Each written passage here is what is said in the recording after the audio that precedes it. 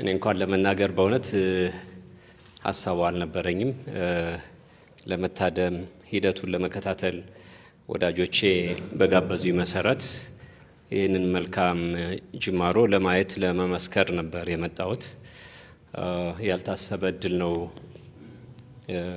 የተሰጠኝ። እጅግ አድርጌ አመሰግናለሁ። ከፖለቲካ ስለራኩኝ ትንሽ ንግግሩም ጠፍቶብኛል። ግን ዞሮ ዞሮ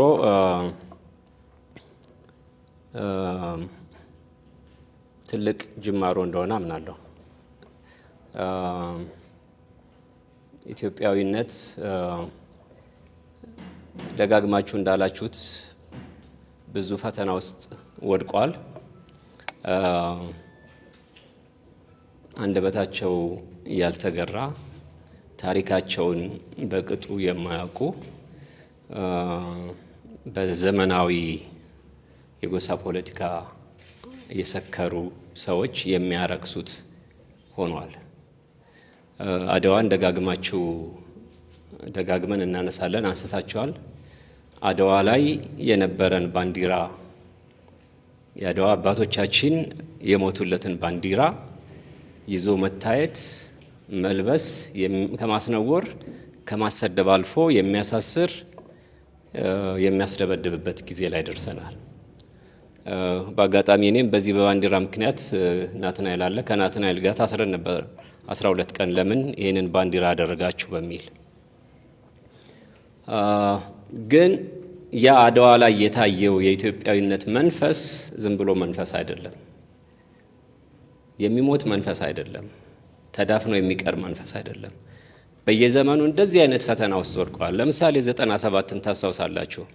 እስከ 97 በነበረው ጊዜ ውስጥ ኢትዮጵያዊነት በጣም በፈርጣማ ክንዶች የተመታበት ጊዜ ነበር እና ኢትዮጵያዊነት የለም፣ ተዳክሟል፣ ኢትዮጵያን የሚል ዜጋ የለም በተባለበት ጊዜ ነው አገር ምድሩ ኢትዮጵያ ብሎ በዘመናዊ ኢትዮጵያ ታሪክ ውስጥ ታይቶ በማይታወቁ ሁኔታ የሰለጠነን ፖለቲካ ኢትዮጵያውያን ያሳዩበት ሁኔታ ታስታውሳላችሁ። ስለዚህ ለእኔ ኢትዮጵያዊነት የእሳት አሎሎ ነው፣ የእሳት አሎሎ ነው። ይሞክሩታል፣ ይገፉታል፣ ሊቀብሩት ይሞክራሉ፣ ግን ትቢያውን አራግፈው ይነሳል። የዛ ትቢያ አራግፈው የመነሳት ምልክት ነው ይሄ ለእኔ ዛሬ የማየው። በቁጥር ብዛትም አይደለም፣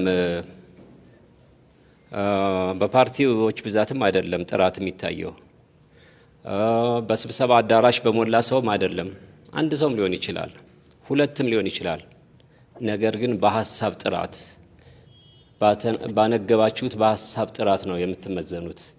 ይሄ ነገ ከነገ ወዲያ እየጎመራ የሚሄድ እየሰፋ የሚሄድ ለኢትዮጵያ መድህን ተስፋ የሚሆን ስብስብ ነው።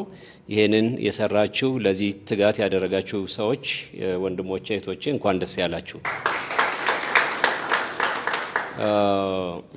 ለእኔ ኢትዮጵያ ለዘመናት እያማጠች ያልተገላገለች ሁልጊዜም የምታረግስ ግን የማትወልድ ሀገር ነች። ከዲሞክራሲ አንጻር ዲሞክራሲን በየዘመኑ ታረግዛለች፣ በየዘመኑ ታመጣለች። ሾተ ላይ ደጋግሞ የሚመታት ሁልጊዜም ደም የሚፈሳት ሁልጊዜም ሕይወቷ ላይ ሳይቀር አደጋ የሚጋርጥ ሽሉን የምታጣ እናት ነች ኢትዮጵያ። እስካሁን ያለው ግብግብ እስካሁን የመጣ ነው መንገድ ያ ሽል ይወለዳል አይወለድም ነው። የኢትዮጵያ ሕዝብ በትክክል ሉዓላዊ ይሆናል አይሆንም ነው።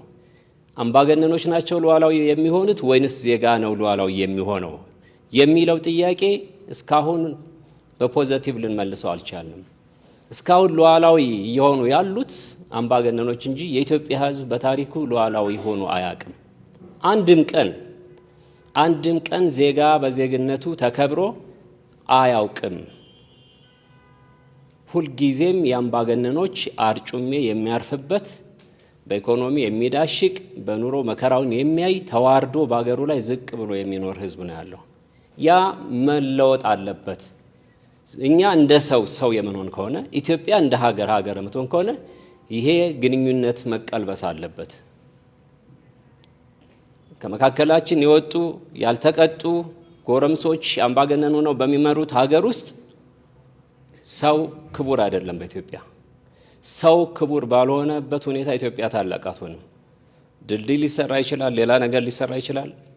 ሰው ባልተከበረበት ሁኔታ ማቴሪያል ሰውን ክቡር አያደርገውም።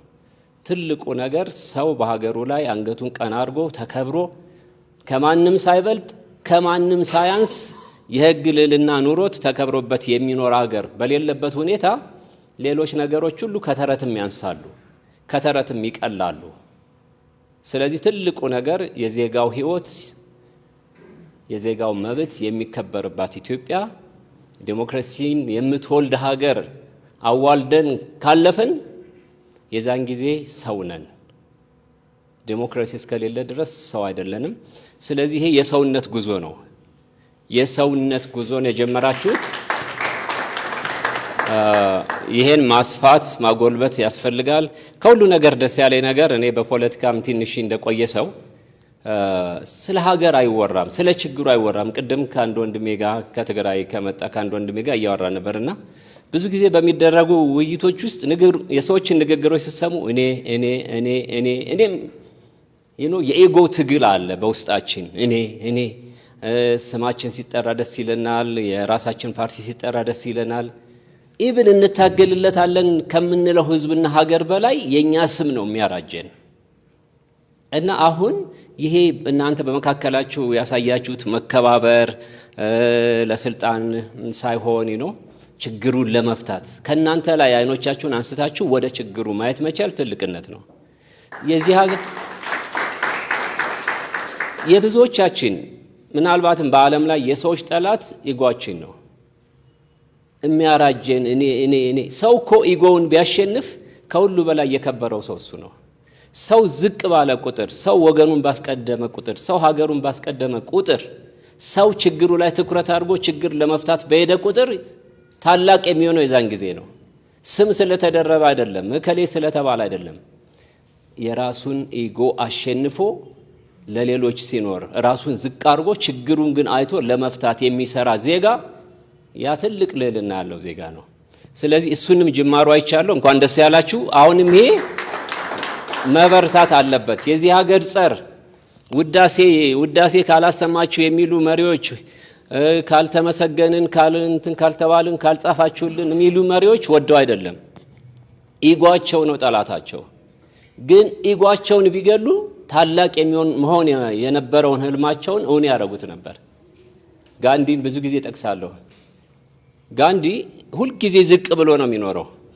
ፕራይም ሚኒስትር ለመሆን ሞክሮ አያውቅም። ጋንዲ ሁልጊዜ ደህና ልብስ ለብሶ አያውቅም።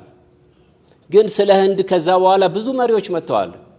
ህንድ ውስጥ ግን ሁልጊዜ ህንድ ሲባል የሚመጣልን ጋንዲ ነው። ከሱ በኋላ የመጡት በርካታ ጠቅላይ ሚኒስትሮችን አናቃቸው።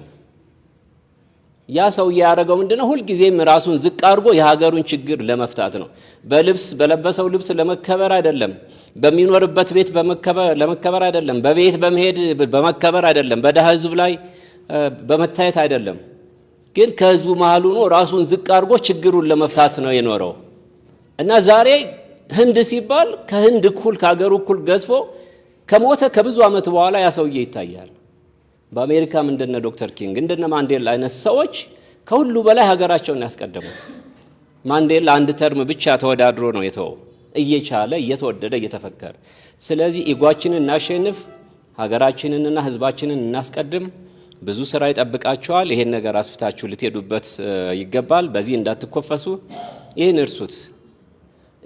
ቅድም ፕሮፌሰር ዝናቡ ዓላማችን ሌሎችን ማበረታታት ነው ብሏል። ጥሩ ነው፣ መልካም ነው። ግን ከዛ ፈርዘር ወስደዋለሁ። ዓላማችሁ መሆን ያለበት በዚህ ሀገር ዲሞክራሲን ማዋለድ ነው፣ ሰው መሆን ነው። ለዛ መስራት ያስፈልጋል። አመሰግናለሁ።